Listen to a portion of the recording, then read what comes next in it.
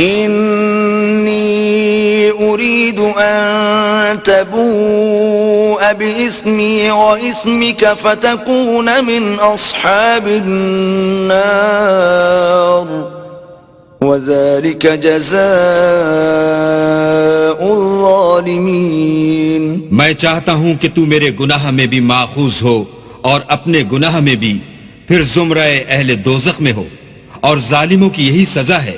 فطوعت له نفسه قتل أخيه فقتله فأصبح من الخاسرين.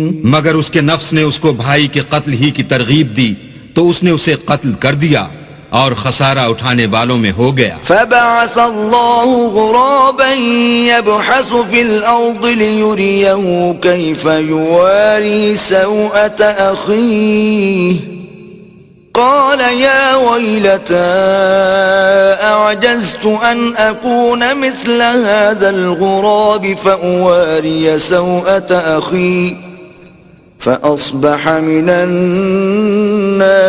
النادمين. اب اللہ نے ایک کوا بھیجا جو زمین کریدنے لگا تاکہ اسے دکھائے کہ اپنے بھائی کی لاش کو کیوں کر چھپائے.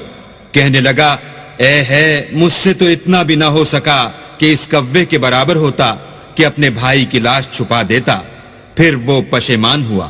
من أجل ذلك كتبنا على بني إسرائيل أنه من قتل نفسا بغير نفس أو فساد في الأرض فكأنما قتل الناس جميعا ومن أحياها فكأنما أحيا الناس جميعا ولقد جاءتهم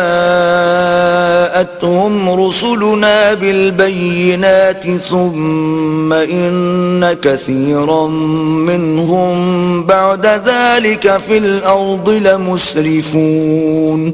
اس قتل کی وجہ سے ہم نے بنی اسرائیل پر یہ حکم نازل کیا کہ جو شخص کسی کو ناحق قتل کرے گا، یعنی بغیر اس کے کہ جان کا بدلہ لیا جائے یا ملک میں خرابی کرنے کی سزا دی جائے، اس نے گویا تمام لوگوں کو قتل کیا، اور جو اس کی زندگانی کا موجب ہوا تو گویا تمام لوگوں کی زندگانی کا موجب ہوا.